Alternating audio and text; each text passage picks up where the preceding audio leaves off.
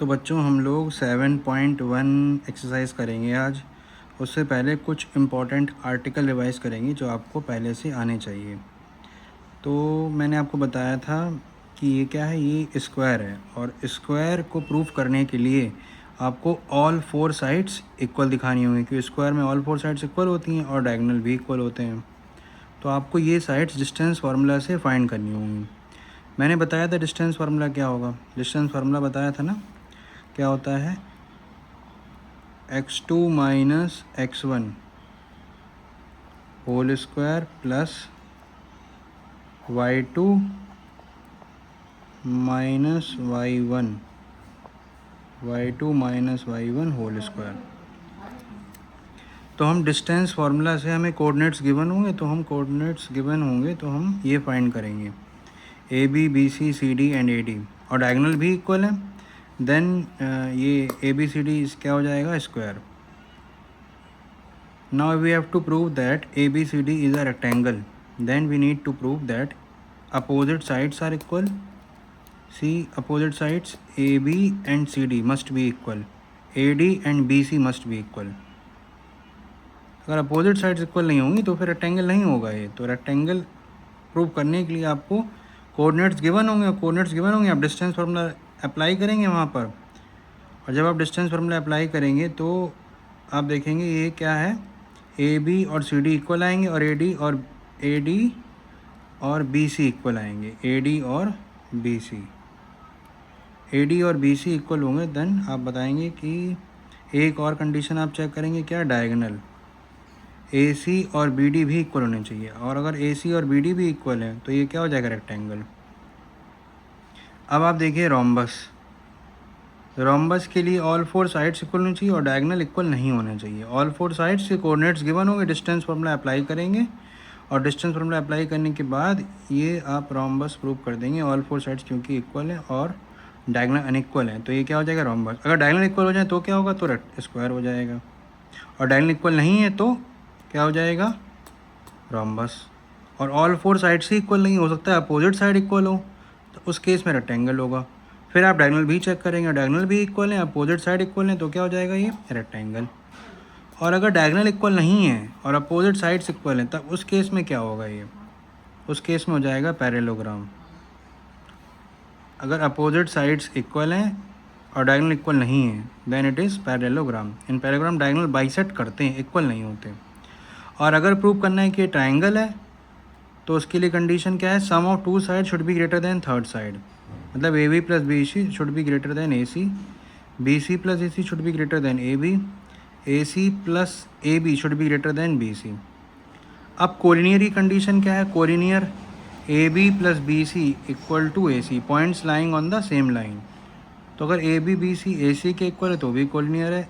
A C and B c equal है A B के, then also collinear. और A B और ए सी equal है बी सी के, उस केस में भी ये कोलिनियर होगा।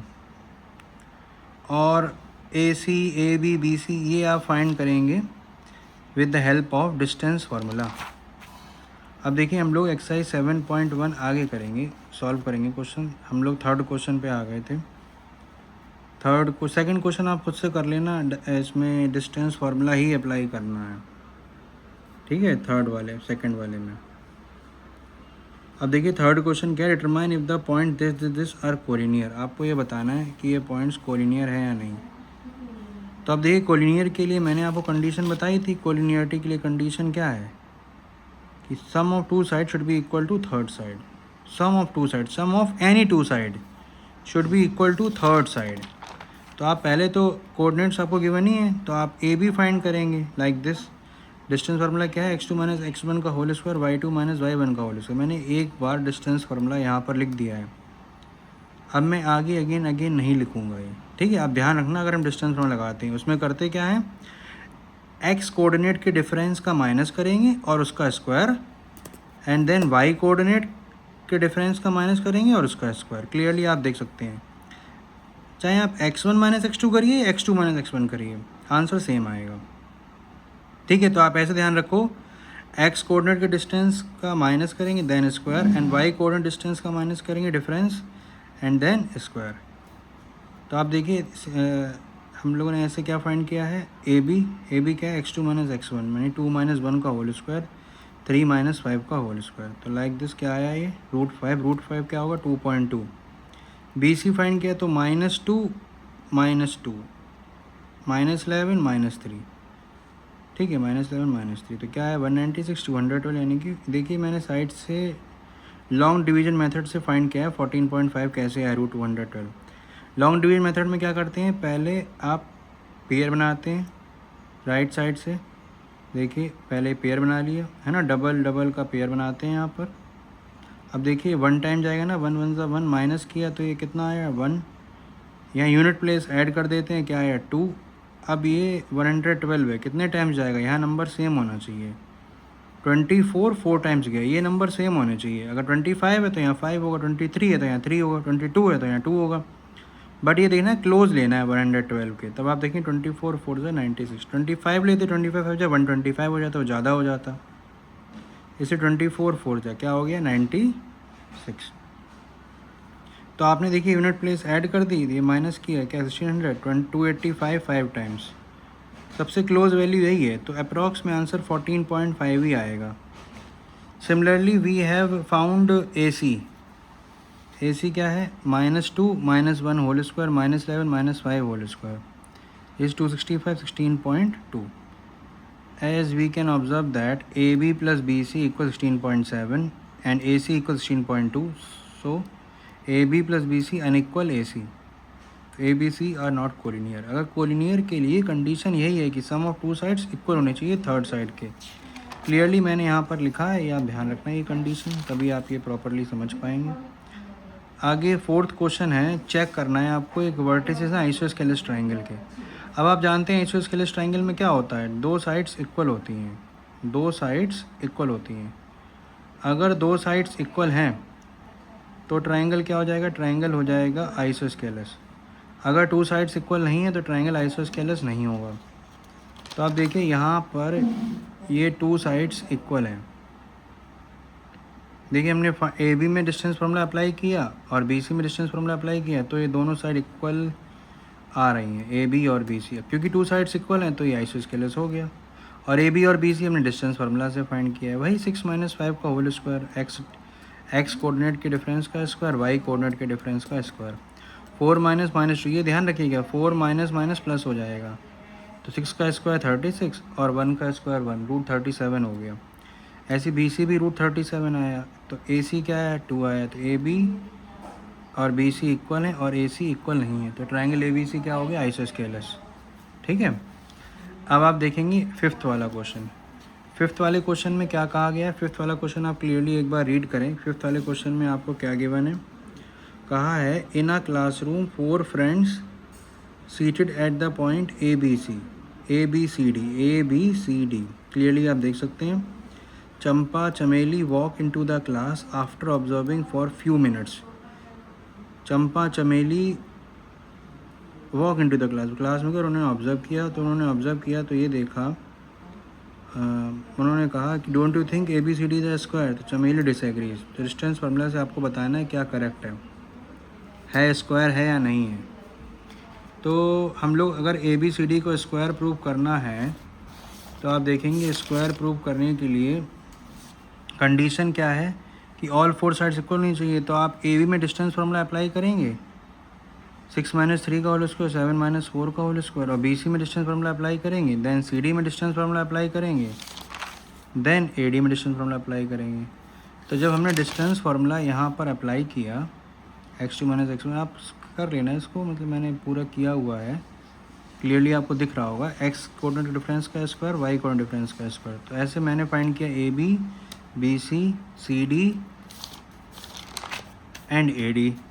जैसा मैंने आपको आर्टिकल बताया था ऑल 4 साइड्स इक्वल आ रही हैं और डायगोनल भी इक्वल है, क्योंकि डायगोनल इक्वल है तो ये क्या हो जाएगा स्क्वायर हो जाएगा। डायगोनल भी फाइंड किए हैं मैंने डिस्टेंस फार्मूला से, ठीक है, और क्योंकि डायगोनल भी इक्वल है ऑल 4 साइड्स भी इक्वल हैं तो ये क्या हो जाएगा स्क्वायर हो जाएगा। ठीक है, सिमिलरली अब हम क्वेश्चन नंबर 6 वाला क्वेश्चन आप खुद से ट्राई करेंगे, ये क्वेश्चन होमवर्क में है। इसमें आप डिस्टेंस फार्मूला अप्लाई करके ये साइड्स फाइंड कर लें जैसा मैंने आपको आर्टिकल बताया, अगर ऑल फोर साइड्स इक्वल हैं, डायगोनल इक्वल हैं, तो ए स्क्वायर होगा।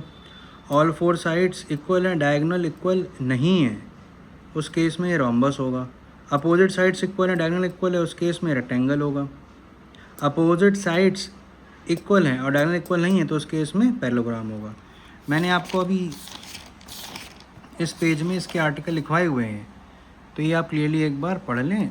और जैसा कि मैंने अभी बताया है, opposite side equal diagonal equal नहीं है तो पैरेललोग्राम होगा, इक्वल हैं तो क्या हो जाएगा उस केस में rectangle. All four sides equal हैं, डायगोनल भी इक्वल है, तो उस केस में square. All four sides equal है, डायगोनल अनइक्वल है, उस केस में रोम्बस। अपोजिट साइड्स इक्वल है, डायगोनल अनइक्वल है, उस केस में पैरेललोग्राम। तो मैंने इनफ बार आपको ये बताया है, आप ये इस टाइप के क्वेश्चन कर सकते हैं। ठीक है, तो आप डिस्टेंस फार्मूला से साइड्स फाइंड करेंगे, देन ये क्वेश्चन हो जाएगा।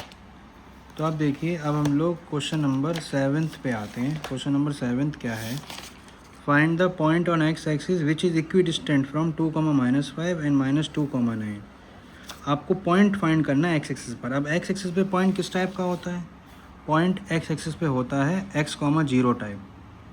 अब कहा गया है आपको फाइंड करना है पॉइंट ऑन एक्स एक्सिस जो कि इक्वल दूरी पर है बी और सी पॉइंट से, मतलब ए बी ए सी के इक्वल है।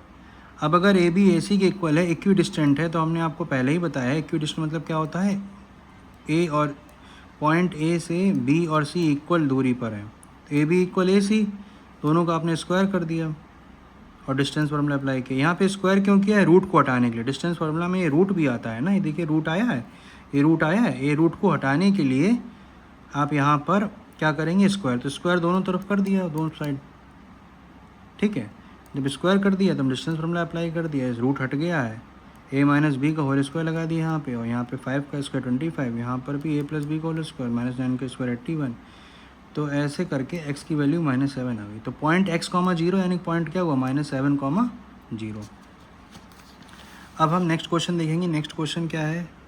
Question number 8, find the value of y for which distance between the point 2, -3 and 10, y is 10। अब डिस्टेंस जो है आपको पी क्यू में वो 10 दी गई है, तो आपको y की वैल्यू बतानी है। तो देखिए क्वेश्चन कैसे करेंगे। ये कह रहे हैं पी क्यू है और पी क्यू की डिस्टेंस 10 है, पी क्यू की डिस्टेंस 10 है। तो पी क्यू अगर 10 है तो पी क्यू आप फाइंड करिए, डिस्टेंस फार्मूला अप्लाई करिए, क्या होगा? 10 - 2 का होल स्क्वायर। आई होप आपको फार्मूला तो क्लियर होगा ही, x2 - x1 का होल स्क्वायर, y2 - y1 का होल स्क्वायर।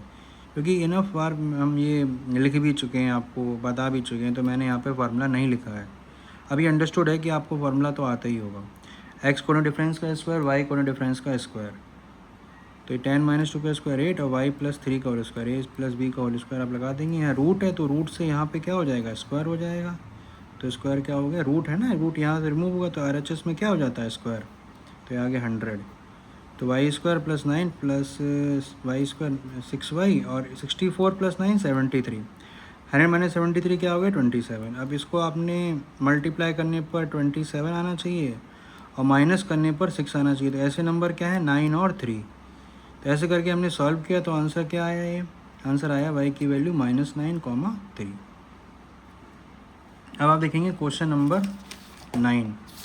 क्वेश्चन नंबर 9 क्या है? If 0, 1 is equidistant from p 5, -3 and x, 6, find the value of x। तो आपको अब इक्वी डिस्टेंट है और x की वैल्यू बतानी है और हमें डिस्टेंस QR और PR भी फाइंड करना है। ठीक है, हमें डिस्टेंस QR और PR भी फाइंड करना है, और जो Q है वो P और R से इक्वल दूरी पर है। तो डायग्राम इसका कैसा बनेगा?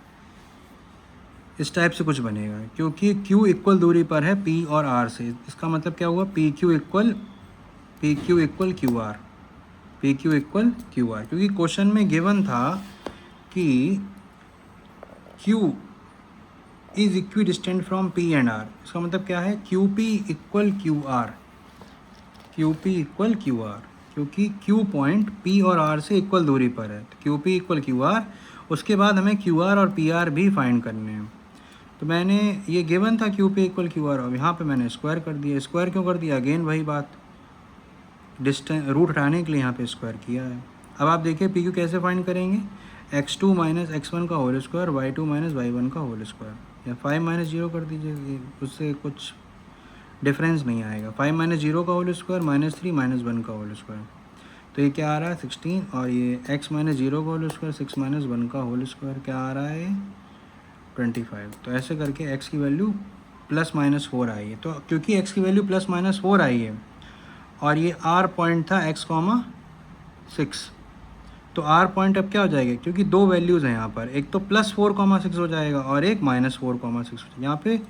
यहाँ पर दो वैल्यूज़ आई हैं किसकी, x की, तो एक r हो गया 4,6 और एक r की वैल्यू हो गई -4,6।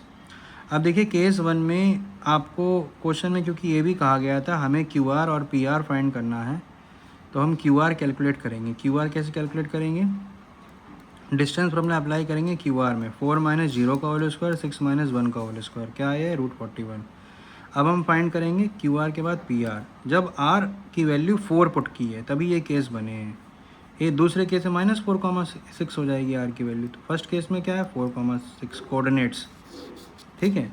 अब आप फाइंड करेंगे PR, तो PR क्या होगा, PR भी सिमिलरली ऐसे फाइंड करेंगे, PR 4 माइनस 5 का होल स्क्वायर और 6 -3 का होल स्क्वायर। देखिए यहाँ पे फाइंड किया है, 6 माइनस 3 प्लस हो जाएगा तो ये आ गया √2। अब केस सेकंड में R की वैल्यू क्या है -4,6, यहाँ थोड़ा डिफरेंस है। R की वैल्यू इस केस में -4,6 होगी, क्या होगी -4,6। पहले R की वैल्यू 4,6 थी, बस यही डिफरेंस है, अब होगी -4,6। तो अब देखिए QR क्या होगा, QR 0 माइनस -4 का होल स्क्वायर 1 माइनस 6 का होल स्क्वायर, तो यहाँ से √41 आ गया। PR क्या होगा -4 -5 का होल स्क्वायर 6 माइनस 3 यानी प्लस, यानी कि 9√2 हो गया, ठीक है। तो ऐसे करके हमने QR और PR केस सेकंड के भी फाइंड कर लिए। अब देखिए लास्ट क्वेश्चन क्या है, a find the relation between x and y such that the points x, y is equidistant from the point 3,6 and -3,4। आपको रिलेशन फाइंड करना है, ये पॉइंट्स इक्वल दूरी पर हैं। तो अगर ये पॉइंट्स इक्वी डिस्टेंट है मतलब क्या है, AB इक्वल BC, आपने स्क्वायर कर दिया। AB क्या होगा x माइनस 3 का होल स्क्वायर y माइनस 6 का होल स्क्वायर, BC क्या होगा x माइनस -3 x प्लस 3 का होल स्क्वायर और y माइनस 4 का होल स्क्वायर। लाइक दिस आपने इसको सॉल्व किया तो हमने देखा स्क्वायर क्यों किया, रूट को हटाने के लिए, तो यहाँ a माइनस बी का होल स्क्वायर लगाया, यहाँ पे भी a माइनस बी का होल स्क्वायर, ये इक्वल टू है, ये इक्वल टू है, तो ये होगा BC क्या होगा, ये x माइनस -3 x प्लस 3 का होल स्क्वायर y माइनस 4 का होल स्क्वायर। लाइक दिस जब इसको सॉल्व किया पूरा तो ये एक्स स्क्वायर प्लस का इधर आके माइनस हो जाएगा ना, इक्वल टू में सेम साइन है इसलिए कैंसिल आउट हो गए, वाई स्क्वायर से वाई स्क्वायर कैंसिल आउट हो गई। इसे आगे फर्दर सॉल्व किया तो क्या आ रहा है 3x plus 5 equal Y equal 5। तो लाइक दिस हमने क्वेश्चन नंबर 10 भी सॉल्व कर लिया और ये रिलेशन आ गया है, ठीक। क्वेश्चन में यही कहा था कि आपको रिलेशन फाइंड करना है। इस तरह से हमने एक्सरसाइज 7.1 यहाँ पर कंप्लीट कर लिया, ठीक है। आपको आई होप ये सब समझ में आ गया होगा, ठीक है। तो इसको आप एक बार रिपीट कर लें और ध्यान से इस टाइप के क्वेश्चन अदर बुक से भी सॉल्व करें, RS से, RD से, ठीक है। आपको कैसे डिस्टेंस फाइंड करनी है, कैसे ट्रायंगल प्रूव करना है, कैसे पैरेललोग्राम प्रूव करना है, कैसे स्क्वायर प्रूव करना है, ठीक है। तो मेन है कि आपको आर्टिकल आना चाहिए, बाकी क्वेश्चंस तो आ ही जाते हैं, ठीक है। ओके।